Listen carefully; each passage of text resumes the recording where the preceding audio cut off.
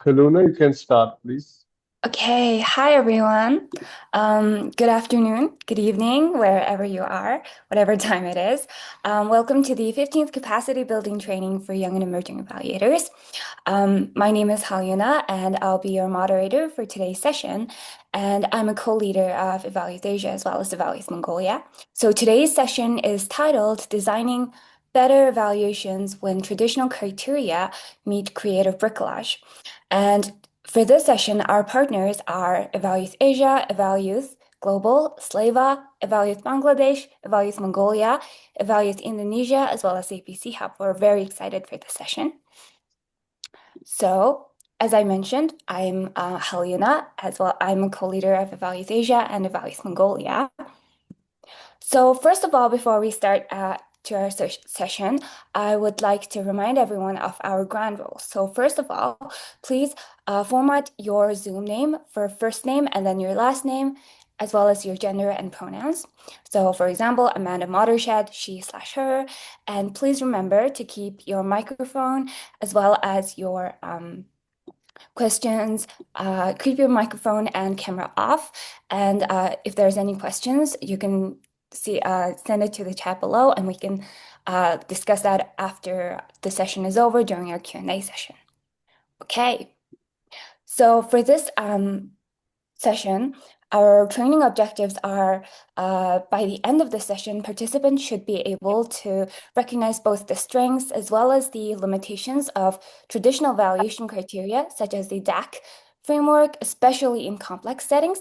And we should be able to understand the concept of methodological bricolage and how it can be applied in practice. And most importantly, translate theory into real-world evaluation design through case-based learning. So with that, let's move into our opening remarks. I would like to invite Monica Azara, who is the co-leader of Evaluate Asia as well as Evaluate Mongolia, Evaluate Indonesia, I'm sorry, to give us our opening remarks. Monica? Thank you, Kaliuna. Good morning, good afternoon, everyone from Indonesia. Greeting, and it is a truly pleasure to welcome you to today's webinar on designing better evaluations when traditional criteria meet a creative bricolage.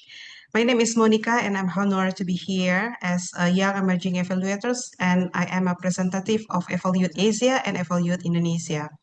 As young, uh, as young and emerging evaluators, many of us start our learning established framework, guidelines, and criteria.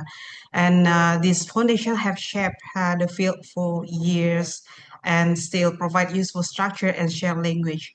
And they guide us to ask key questions about relevance, effectiveness, impact, and sustainability.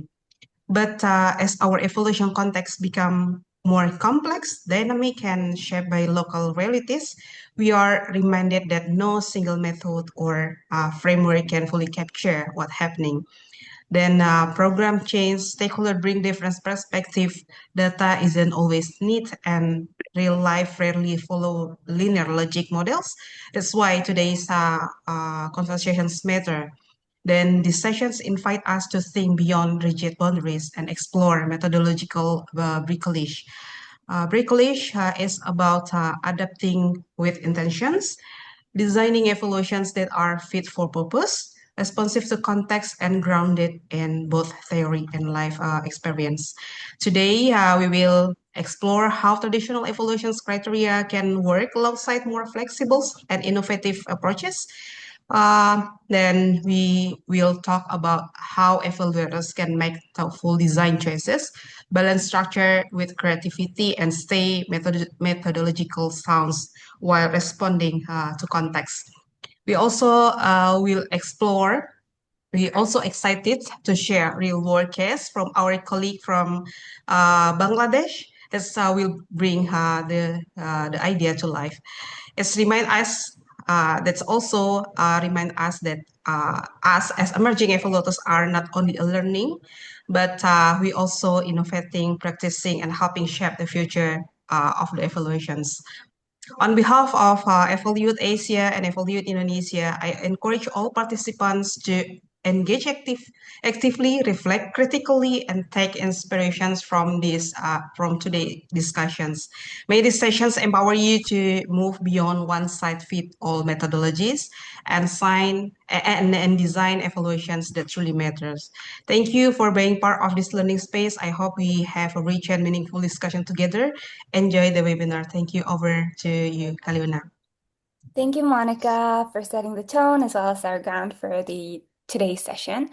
So we are today honored to be joined by two very special speakers who bring both depth as well as practical insight, especially on this topic. So first we have Andrea Adler, who is an independent evaluation consultant who will guide us through how traditional evaluation criteria interacts with creative and adaptive approaches in practice.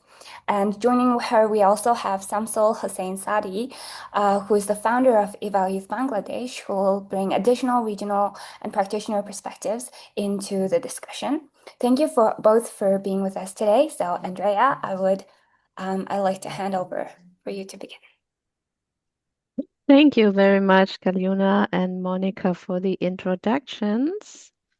I will just try to share my screen here. Okay. Can you see my screen? Yes. Okay. All right. Yeah. Thank you for inviting me, for being here, and welcome everybody to this webinar.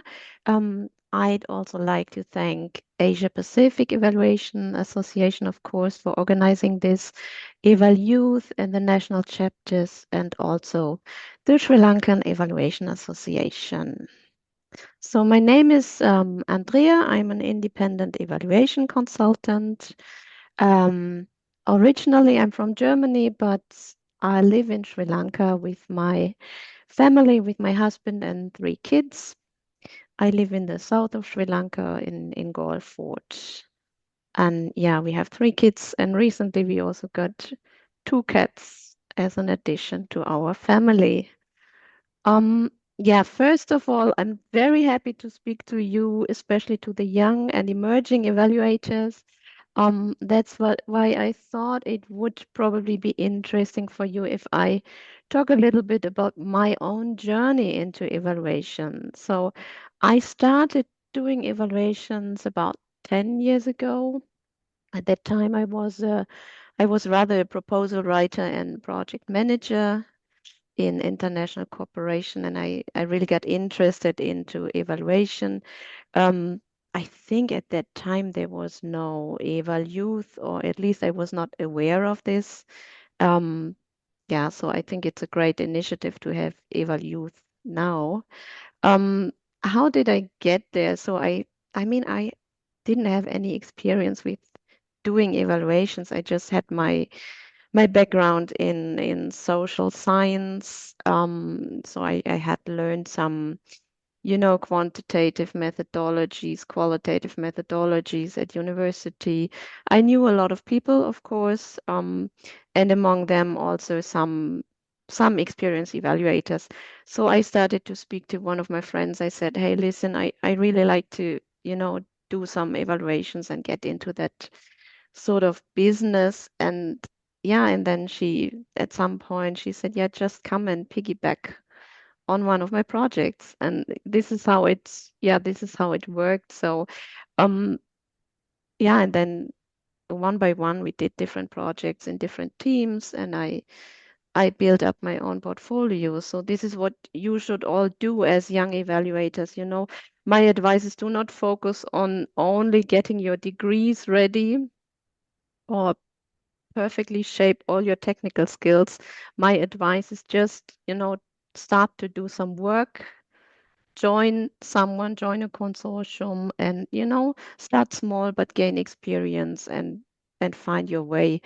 And, as you see on the picture, the pathway is not always very straight. There are some bends, there are ups and downs.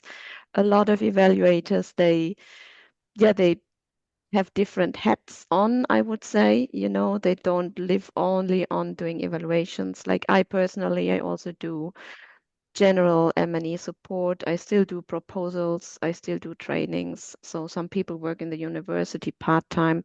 Yeah, this is how it's just an idea how you can start becoming an evaluator. Yeah, so um, let's speak about evaluation. So usually when people ask me, what do you actually do? I don't understand. What is your work like? What do you do the whole day? Sometimes my husband asks me this because he's from a completely different field. He's running a restaurant. So yeah, I said, yeah, I mean, I speak to people. I ask people what happened. I ask people, how did the project go? I look at evidence, and my aim is really to help to make things better next time. So I try to help people to learn from what they do. This is my job. And usually, evaluation, of course, should be independent. It should be systematic, and it's always some sort of an assessment.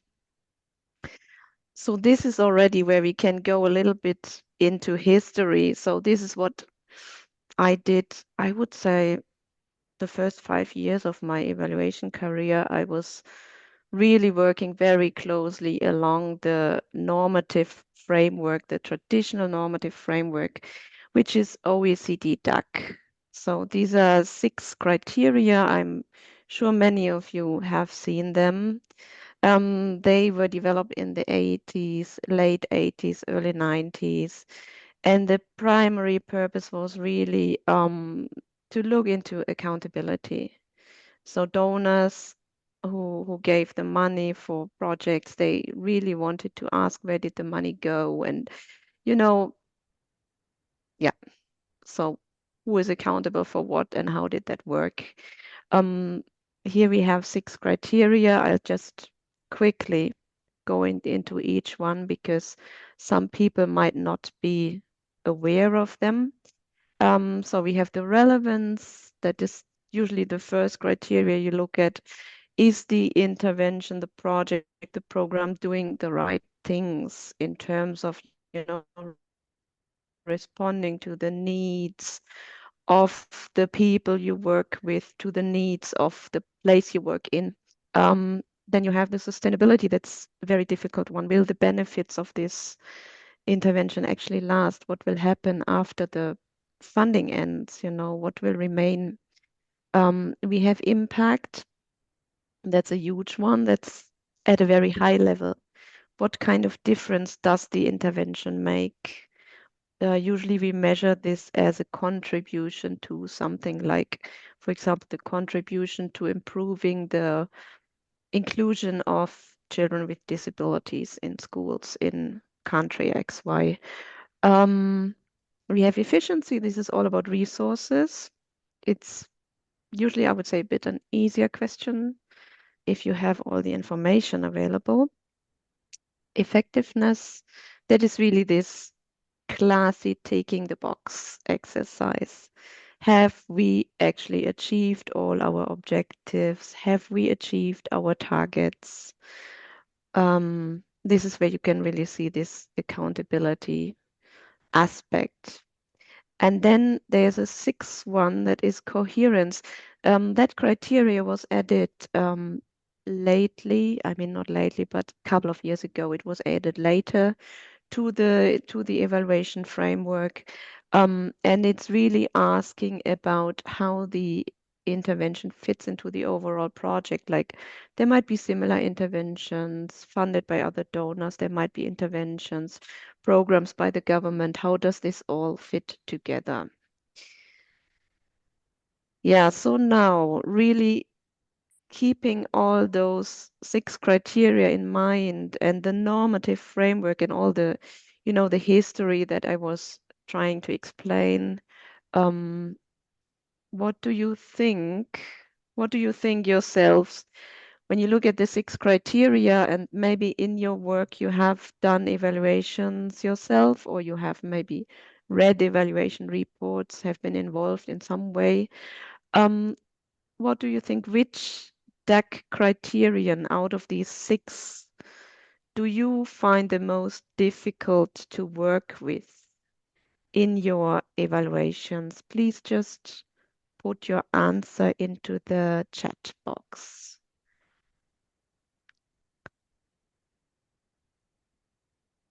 And Kaljunia, because I cannot see the chat box, Yeah. maybe you can So we just have, start to read out. answers saying so impact, sustainability, coherence. Impact is being repeated a lot, as well as sustainability. So impact, sustainability, ranking Impact, first. sustainability. And Okay. also coherence and efficiency. Mm-hmm. But a lot of impact, I'm saying. Okay, no relevance. Yeah, I don't see relevance as of right Okay. now. And effectiveness also not mentioned so much. Efficiency is mentioned. Efficiency is mentioned. Effectiveness is not mentioned. No, no. Okay, okay. Yeah, let me start with efficiency. This is, I would say it's usually easy to answer if you have all the data available. You know, if you don't have the financial data available, it's incomplete. People are maybe hesitant to give it, then it's a bit more difficult. Sustainability is usually highly uncertain because we project something into the future. The impact, yeah, that is, I mean, I personally find this the most tricky, and I always get a little bit upset when people put this into their impact matrix and put an indicator, something measurable there, because this is usually something very long term, something that we contribute to. You know, it's not something that we can really achieve with a traditional 4-year project. And it's very difficult to, you know, explain this when you look at a causal proof that a project has really, you know, led to a certain impact. That's usually not possible. We can say we have contributed to something. Okay, so now let's just get back to to reality. So from my work, from the evaluations that I have done so far, I have to admit, usually in the beginning everything looks perfect. You know, you have the proposal, you have a log frame, clear indicators, criteria. But at some point when you do an evaluation, and this happens almost every time, reality gets into the way. So the plan usually gets really messed up, I have to say.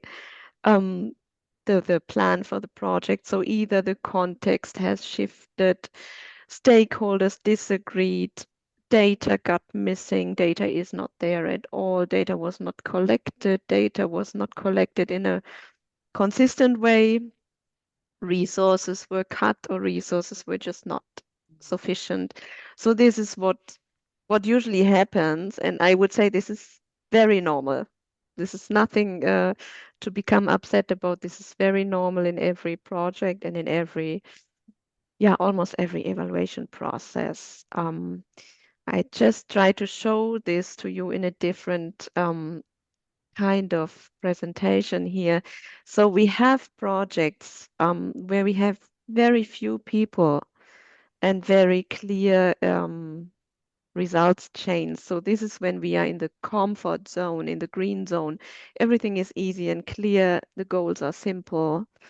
There's only a few people and everything worked according to the plan. This is usually where you can work with surveys, you know, and then when it gets a bit more complicated in terms of results chain, you would move to a little bit up to the mystery zone, to the orange zone, the light orange zone here. This is where you really want to find out why things happened. And this is usually not enough to do a desk review or to do a survey here. You really have to go and talk to people. So this is usually where the qualitative research comes into play. You do interviews. Usually you do key informant interviews or focus group discussions, which are structured according to a guideline, but at the same time, they are also very open because you want to find out things that you did not anticipate. You have that zone here, down here, the overload zone, where you have too many people involved. Maybe the data is simple, but there's too many people, which can really mean an overload. And you have to streamline, prioritize who you talk to. And then you have the zone up, the messy zone. This is the battleground. This is where many people are there. The change is very complicated. Everything is somehow connected and nobody really knows, what happened to the project. Yeah. And this is the zone that we are in nowadays, I would say, most of the time. So now, keeping in mind this chart that I have shown you, I want to know from you your opinion. In which of the zones, you can call it comfort zone or messy zone or overload or mystery zone, in which of those zones does the classical duck approach usually work best? What do you think? Please write your answer in the chat box. We also have a question from Aruna. They say complicated means in what sense? Let me just reply to this. Complicated means In what sense? complicated. It means complicated in terms of the number of people involved, the number of stakeholders, but also complicated in terms of the log frame, the results chain, your theory of change, what kind of activity leads to which result, which should lead to which, overall specific objective and overall objective. So sometimes this is not very clearly documented. Sometimes also people don't agree on the theory of change of a project. So this is what I mean by complicated. Yeah. I'm seeing a lot of comfort and messy zones and overload zone, but a tie between comfort and messy. Okay. Okay. All right. So I would say, I mean, I don't want to give you the only right answer, but usually the classical duck tick box kind of exercise works best in the comfort zone. It might work in the mystery zone, a little bit in the overload zone, but it does usually not work in the messy zone. Just keep in mind, those criteria, they are pretty old now. They were designed in the 80s and 90s for a very structured environment. And now we have much more complex contexts of our projects. Also keep in mind, usually when you do evaluations, you do not always have to use all the 6 DAC criteria. This is a matter of negotiation, a matter of setting priorities. Sometimes the budget is maybe not high enough. You want to focus on the 3 most important ones. Sometimes also organizations or people prefer to add another criteria, such as inclusion, such as gender, such as environmental aspects. So this is all up. Yeah, it's either like written in the terms of reference, or this is something that gets negotiated along the way between evaluation team and the client, basically. Now just to give you a little bit more of the history background here, we started doing evaluations with qualitative or quantitative approaches before the year 2000, I would say. And then we had the mixed methods. This is when it really started that you would combine surveys and interviews. You would integrate this into one study. And then you have the multi-methods approach. This is something a bit different because you are in one tradition. And usually a lot of evaluators I know, they are either like completely into qualitative or completely into quantitative. So multi-method means you are in one tradition. Let's say you are a qualitative researcher and you use several methods, which are not necessarily integrated. For example, you would use key informant interviews, you would use focus group discussions and diary studies.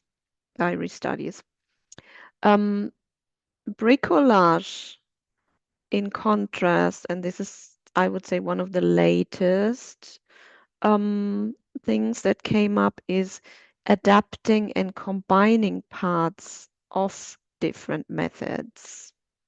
I will explain this a bit more in detail.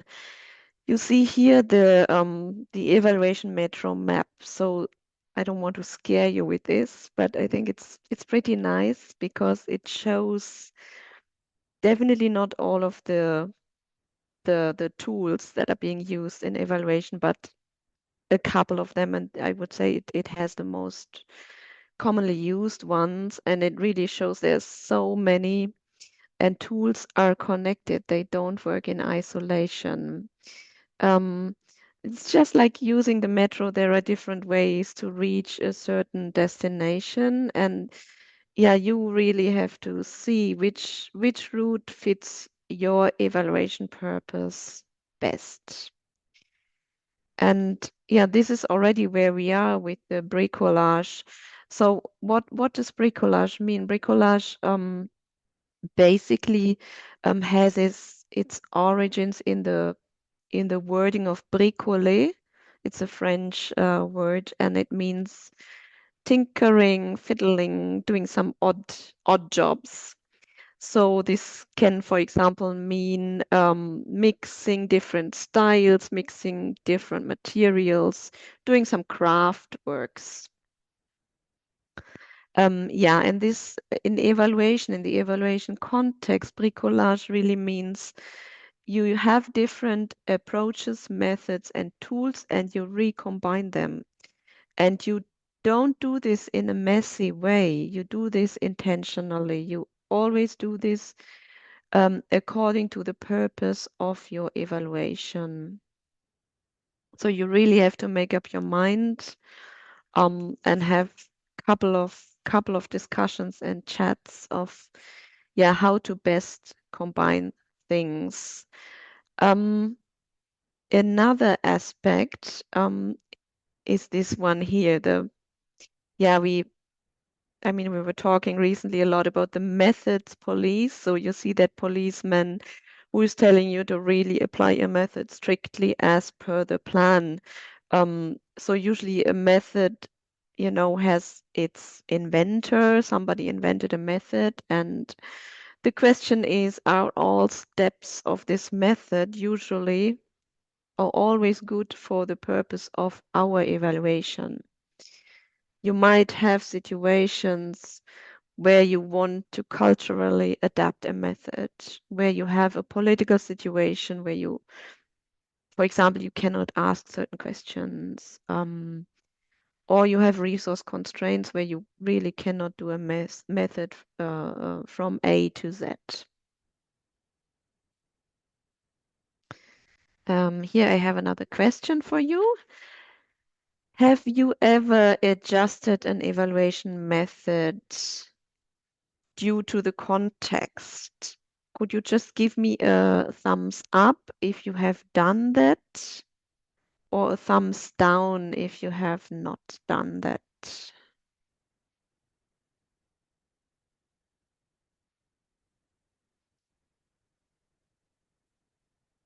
A lot of thumbs ups. Okay, I can only see yours Yeah. and many from Sadi. Okay.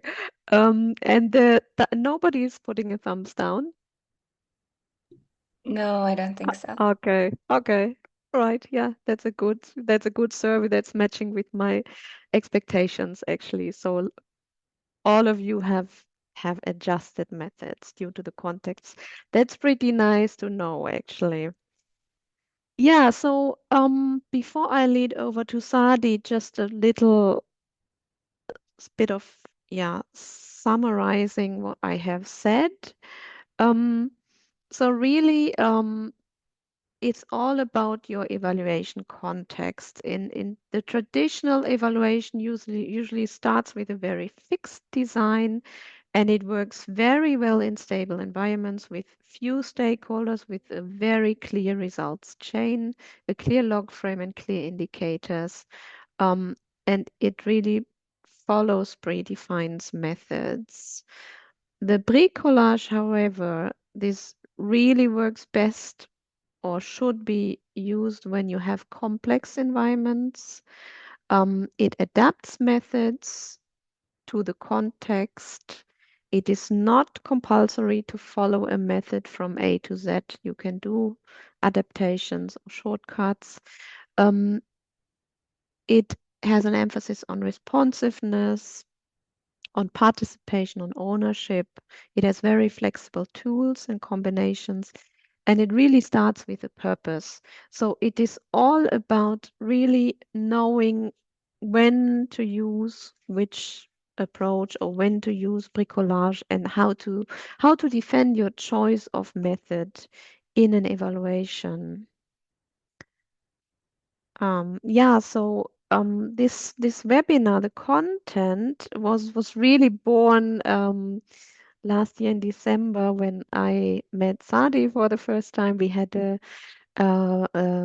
3 days learning lab in Sri Lanka where we spoke about bricolage. This was organized by the Outcome Mapping Learning Community.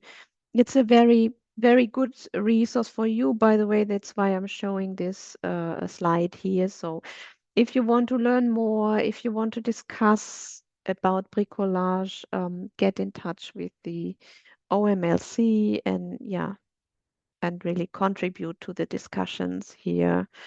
I have tried to give you a little bit of the history and the theoretical background of bricolage. I hope that was helpful.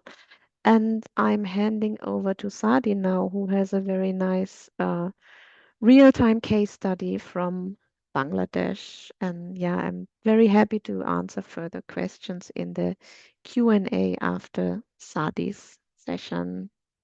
Over to you, Sadi. Thank you. Thank you so much, Andrea. Okay.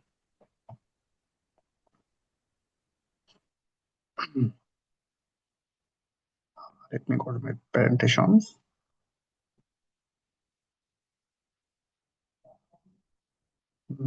Are you seeing my presentations?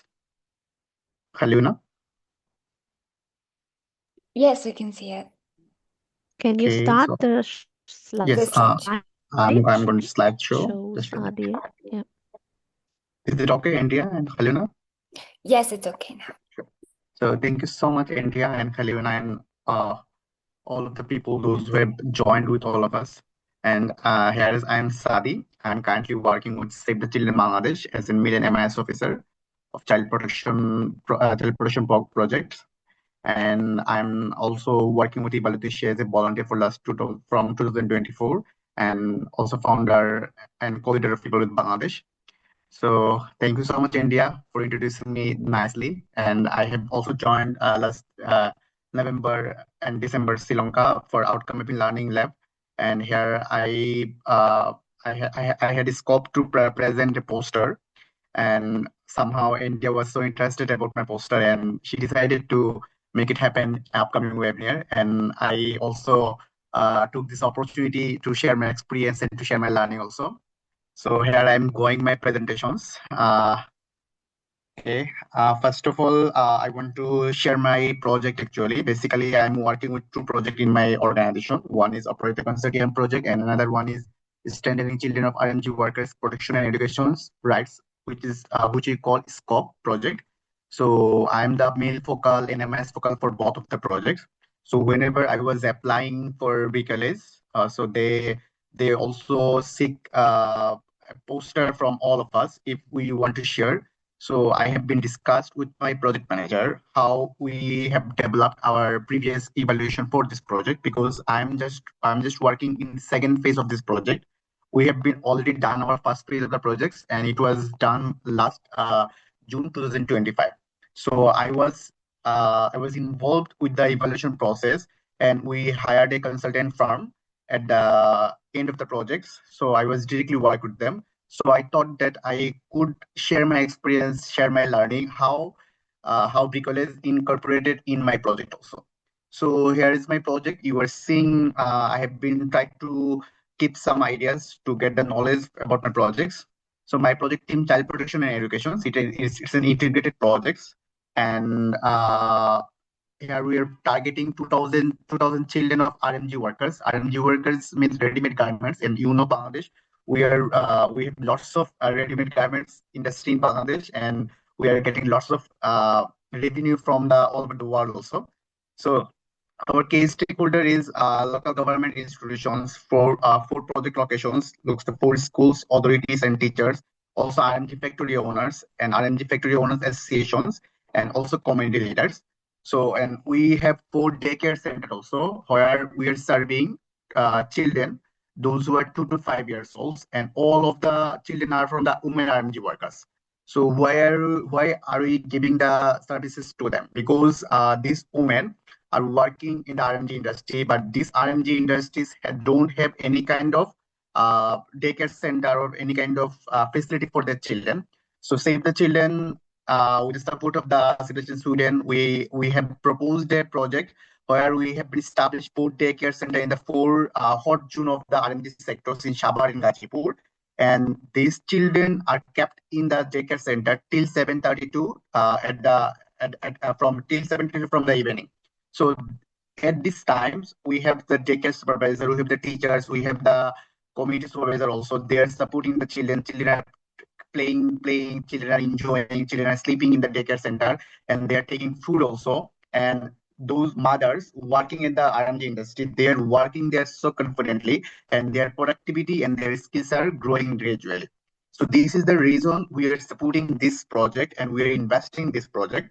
And another thing is that my poster was more focused on youth in garments worker neighborhood. Looks like we are supporting 2 to 5 years children, but still we have some children, those who age 6 to 16 years, and those who are starting at grade level 6 to 9.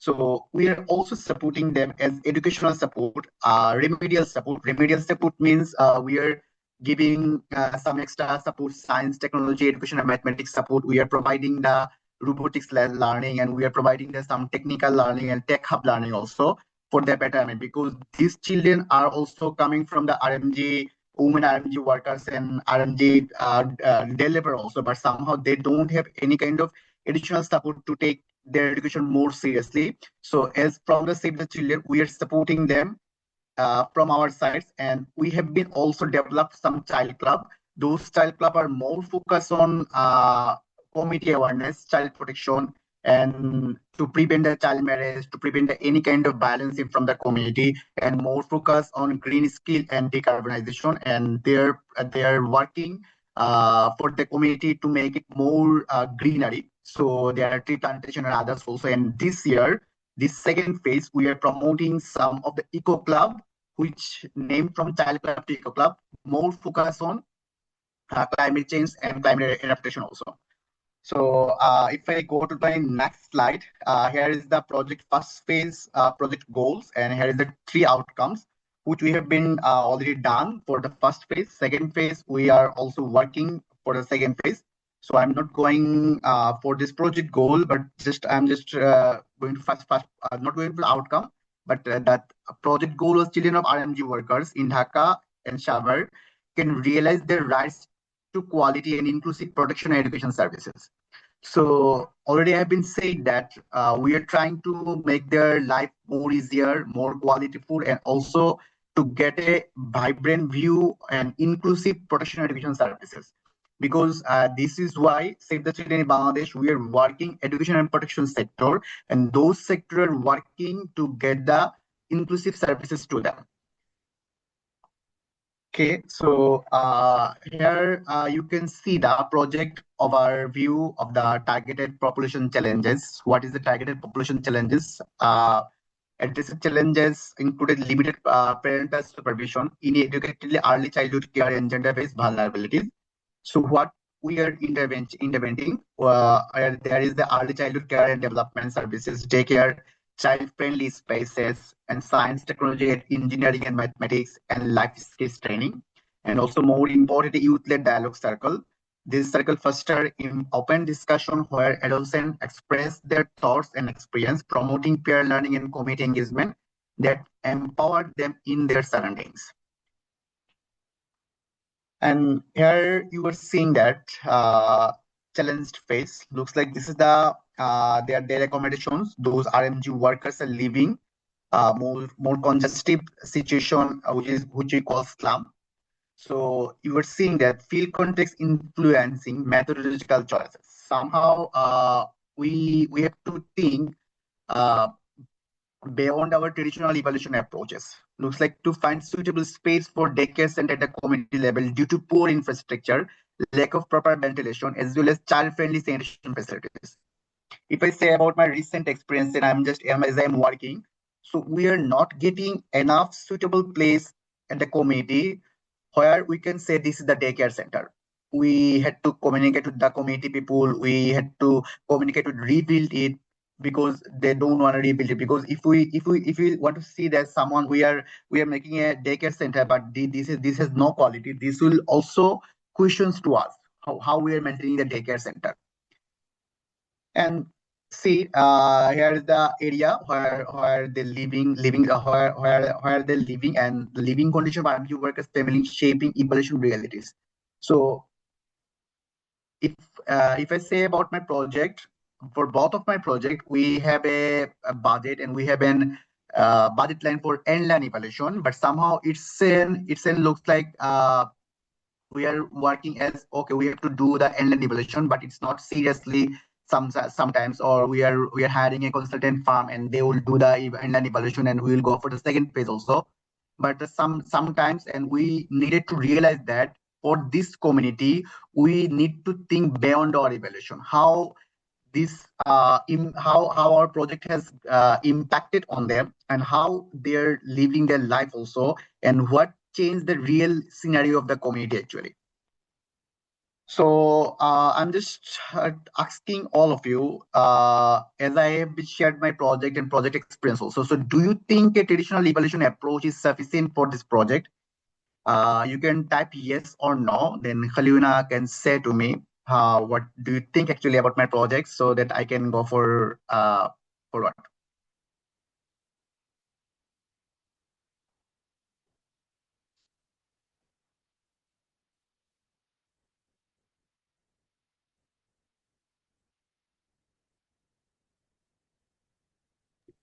I'm saying no. No without context adjustment, no needs adaptation. A lot of no's actually. Okay, so all of them saying this traditional evaluation approach is not sufficient, isn't it, Khaluna? I think so. Yeah, Okay. there's a lot of no's here. Okay. Thank you so much. So if I go to my project, evaluation framework and methodological choice, what we have been made for this choice, and why Bricolage interpreted in our project also. So see, what was the evaluation approach objective? Already India has been shared about effectiveness, relevance, sustainability, impact, and efficiency, because these are the measure evaluation approach for my project, because without them we cannot make it happen. But how we made it happen? Looks like used quantitative tools like CREDI, IDEALA, STEM assessment, and qualitative method, including FGDs, KIs, case studies, observations. And if you want to know about CREDI and IDEALA, you can see about our Save the Children website also. The thing is that caregiver reported early development index and IDEALA international development early learning assessment.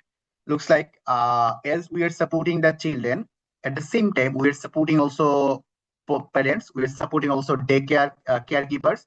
So we have to take the knowledge from them we have some tools about CREDI there, which will identify the caregiver reported early development index, and also IDLA, or as we are supporting them for their education and learning assessment at the beginner level and at the 6 to 9 grade level also. So we are also taking this approach also at the end-line evaluation and focus group discussion, KIs, and obviously there will be quantitative assessment and also STEM assessment.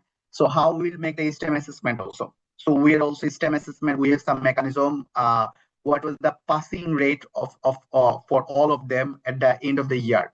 So we have that mechanism also. So whenever we are hiring the consultant, we are also capacitating them about credit, about IDEALA, about STEM, and also about innovating impactful case stories, because most of the consultant they only know about some questionnaire and they only think about some qualitative and quantitative information also. But this is the main important aspect for my project, to get the proper vibe for the evaluation. And here is the thing is convergent parallel design. So we have been developed simultaneous collection and triangulation of quantitative and qualitative data, ensured a comprehensive understanding of the outcomes. Adaptability and sensibility. This bricolage approach capture rapid changes, accommodate diverse participants, and handle field constraint and protection concern. Because as we have to work with more vulnerable community in the Bangladesh, so we have to take the interview, take the connection from lots of people. Looks like there are the most upper classes people in the R&D industries.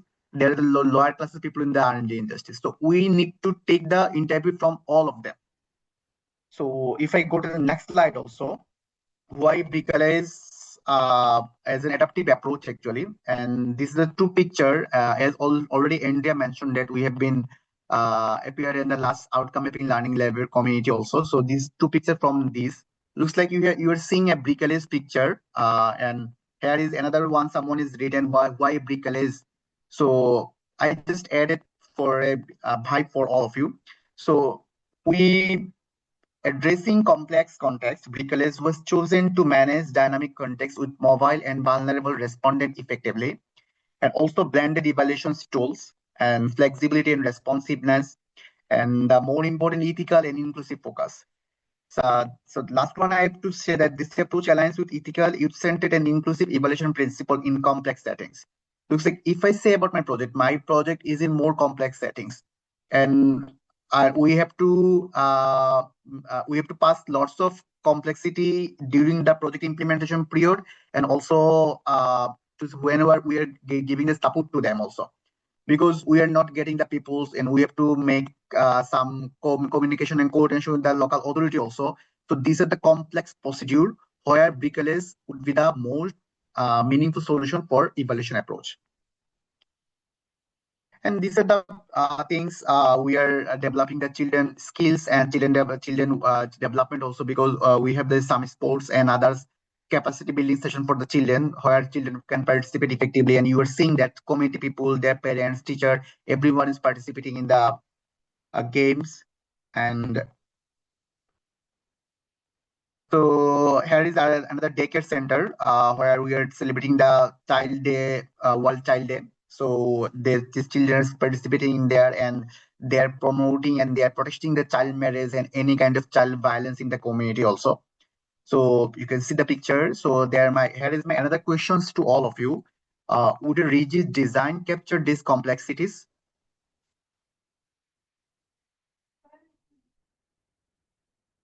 You can type yes or no, then I can take the view from the Kalina.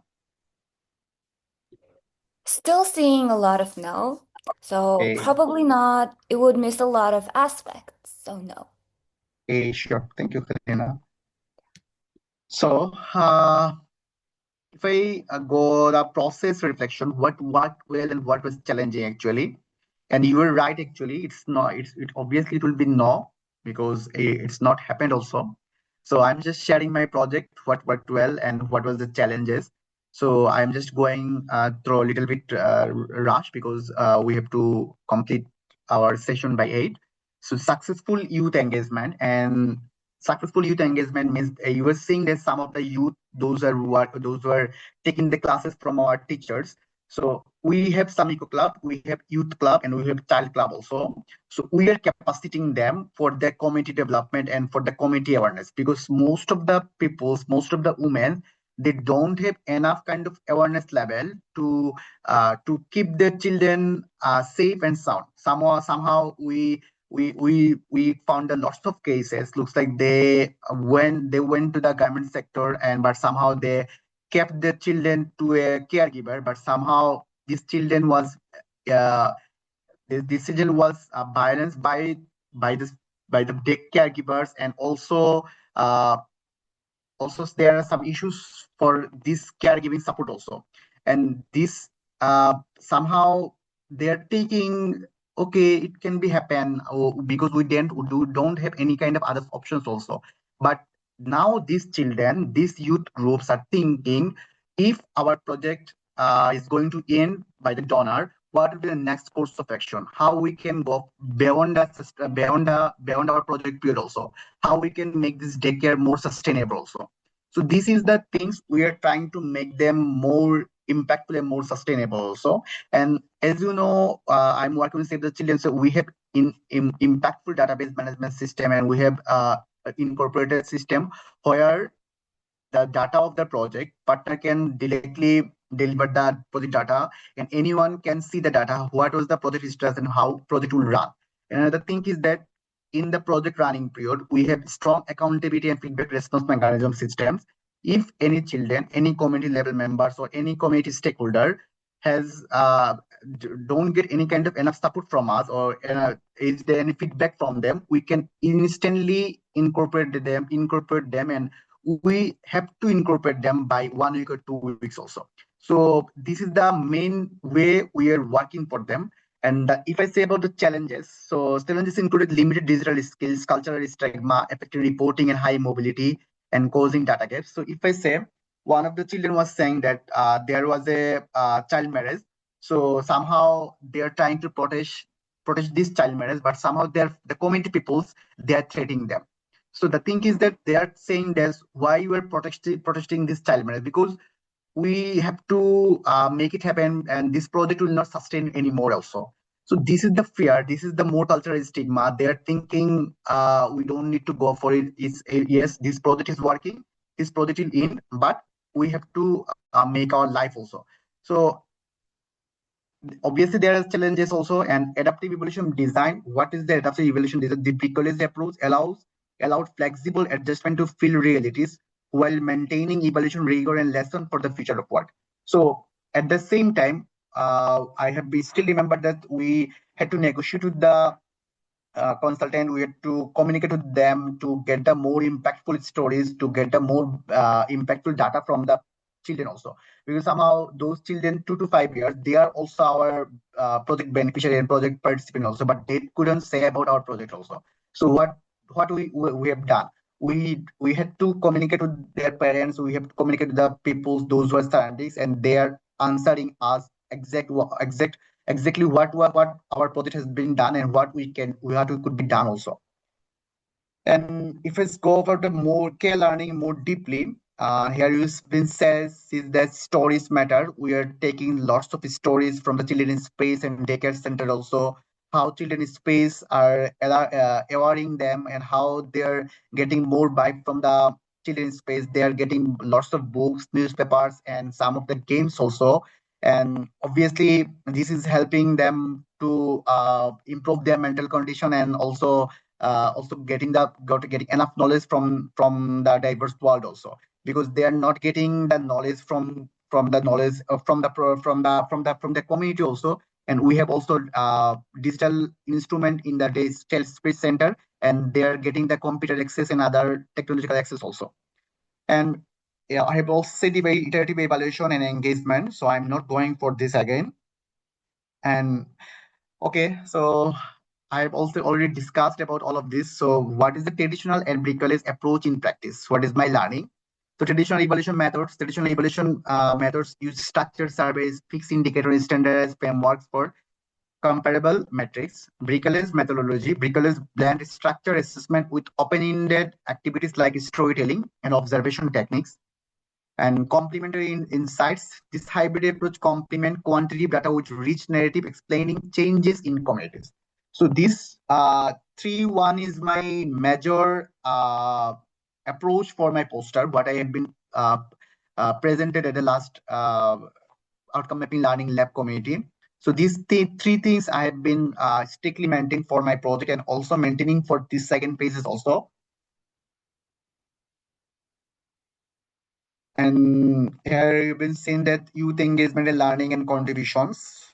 And important is what was the role of young evaluators.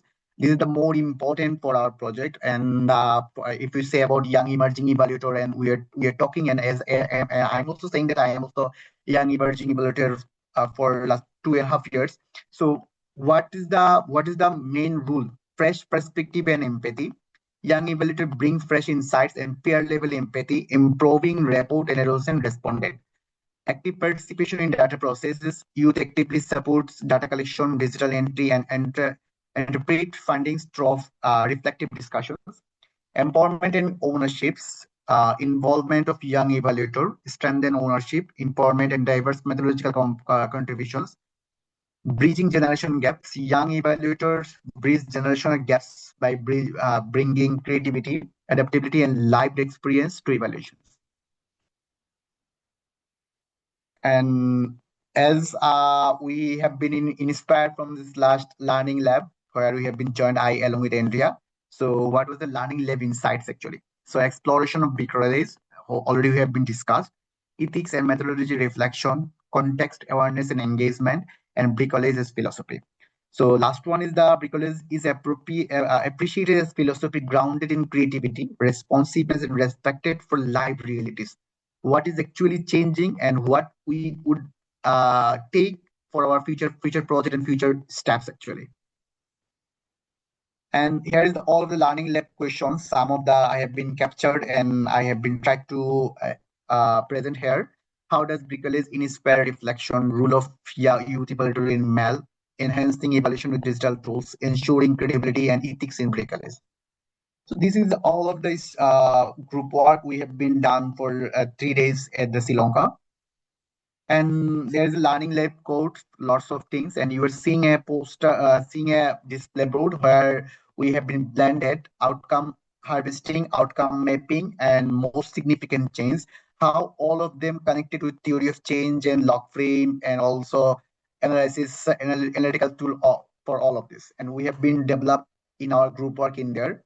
So we can say that bricolage would connect lots of things in a in a way where we have to identify which will be the most impactful for our project, which process or which intersection of the process would more suitable for my projects. If I say about the bricolage participant, here is someone who has been said that the intersection of the creativity and evaluation can enhance learning, reflection, and action within the communities. And here I am going for the conclusion slide also. Closing reflection, what is the integrating quantitative and qualitative and quantitative bricolage approach, flexibility enhances rigor and informing future practice, which is the more important, what we are learning and what will be the near future also. Blended approach supports sensitivity, creativity, and responsiveness in diverse and dynamic context. And if I say about my learning lab beyond methods, this lab was about relationships. I met inspiring peers from across continents, exchange stories, and build connection that will shape my practice for years to come. And here I am presenting myself for you. And so I want to listen from all of you. What's your thoughts about this bricolage and others? And here is all of us and the group picture. We were Waskadua. So from my side, thank you everyone. Khaliuna. Thank you, Sari. Thank you for both of our speakers for such very rich and fascinating sessions. I would like to share my screen again. So, can you see my screen? Yes. Okay, so now we will move on to our Q&A segment. Participants are welcome to, uh, post their questions in the chat, and I'll start with a question that came up during the presentation. Alex asked, I see the railway diagram. Does bricolage mean mixing any of the tools and not use the deck totally? I'm seeing that many of the tools in the railway diagram are used under effectiveness of the deck. That was one question. Yeah. Should I answer this, Yeah, Kalina? go Okay. ahead. Yeah. So no, it is not, it does not mean not to use the deck totally. Um, and in the diagram, I think you also see the log frame and the theory of change. Those are really elements of a rather traditional approach. So it's really all about looking at, I would say, first thing, look at your evaluation purpose. Why are you doing this evaluation? Is this really only ticking the box for the donor? Then maybe do the DAC and that's it. But if you want maybe this evaluation to be a learning exercise, for all, um, then you would probably include some bricolage into this, but that does not mean that you forget about all the good old DAC criteria. So usually it's a combination of both, but really justified and intentionally and according to the purpose of your evaluation. Thank you, Andrea. I would like to ask both Andrea as well as Sadi one question. So, what skills do you think are needed to practice bricolage well? Maybe Sadi, you want to go first? Sure. Thank you, Kaliana. I think these skills you will build of your entire evaluation career. But the thing is that you need to be adaptable and you have to be more dynamic to capture which process will be more impactful. And I think obviously there you have to be good negotiator also.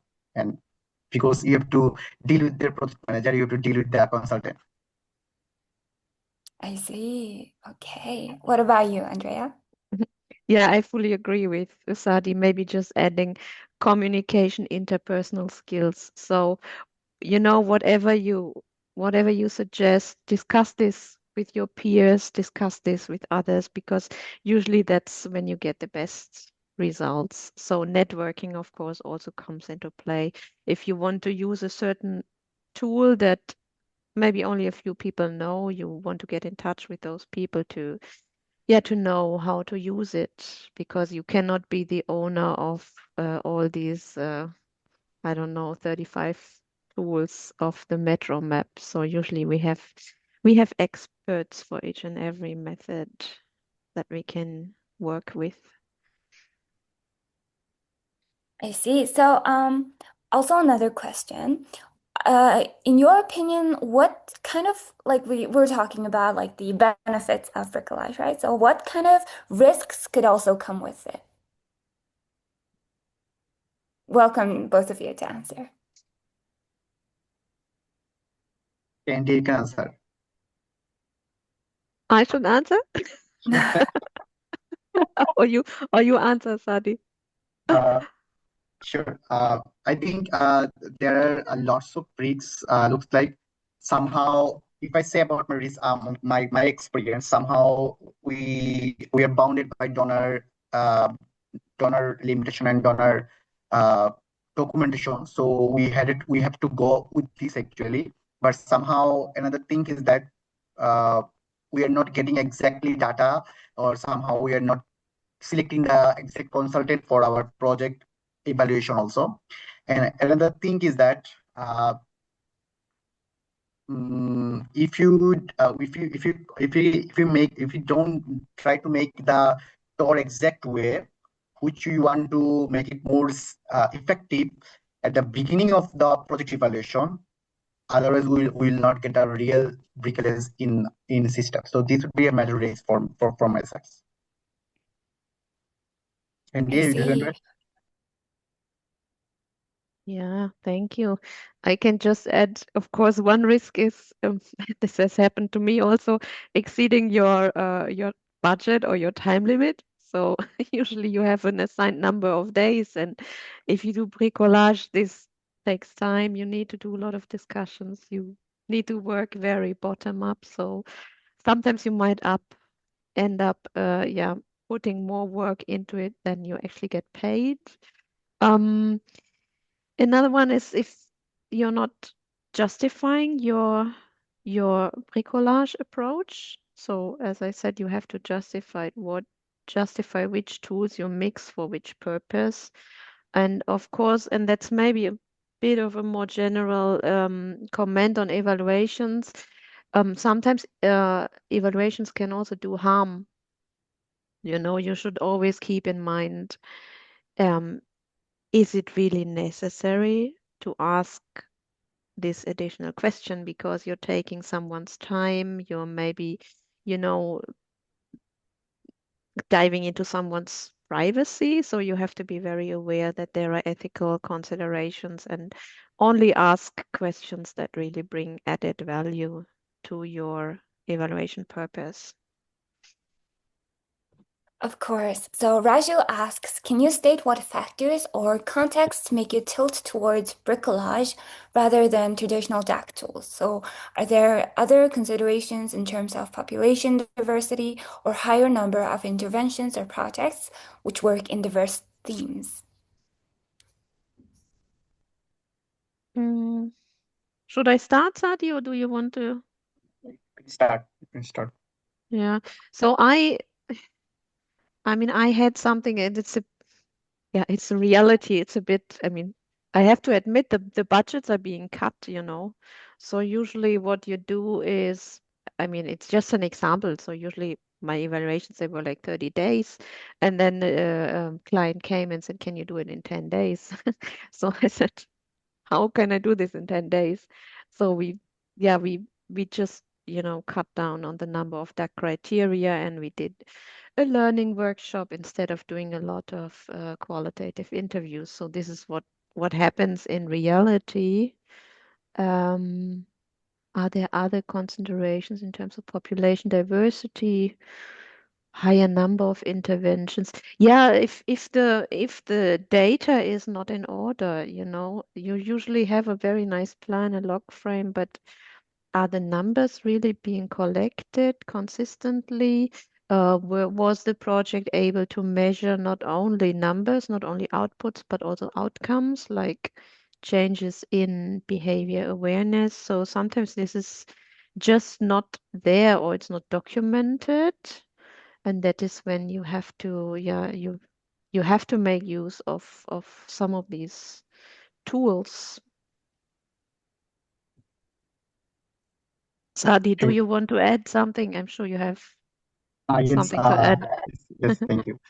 If I say about honestly why bricolage looks like uh, storytelling for indigenous groups, indigenous peoples, if we were to work for them, and also we can take participatory ranking for women groups or children groups, and also whenever we are going through the law literacy committee, we can use the visual tools also, and we can use the mobile server for the use. So these are the things we are using different methodological approach for different groups of the people, and this is the reason a traditional approach is somehow fail when bricolage is important for the nearest future.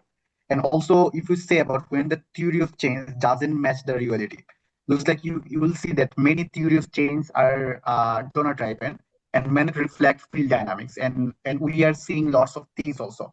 Somehow we are following them, but somehow it's not working. So during the evaluation, we have to find what outcome emerging that are not planned, and how we can make it more effectively unintended effect. It could be positive or negative, and what will be the community priorities that differ from the project design.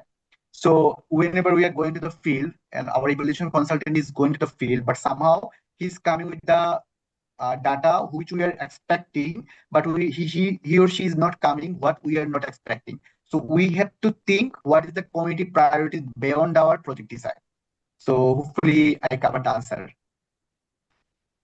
Thank you, Sari. I think we can, yeah, thank you. I think we can end it here for our question segment. Thank you for your thoughtful questions and very insightful answers.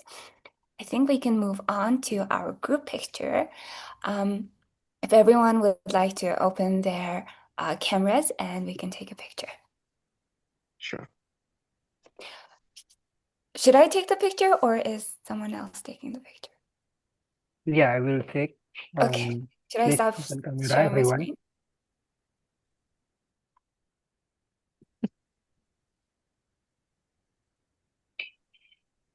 Okay, Okay, it's are we one. done? Okay, sorry.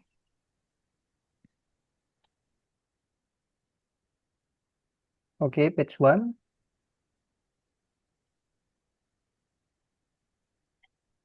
And page two. Okay, thank you. Thank you.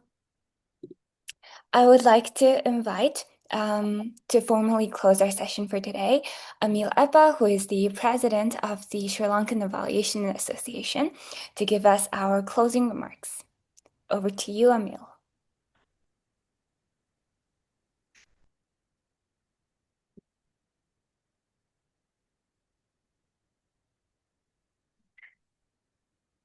Okay, good evening. So let me thank everyone who joined us with us for the 15th capacity building session of APIA, Designing Better Evaluations when Traditional Criteria Meets Creative Bricolage. We sincerely appreciate your active participation and engagement throughout this session.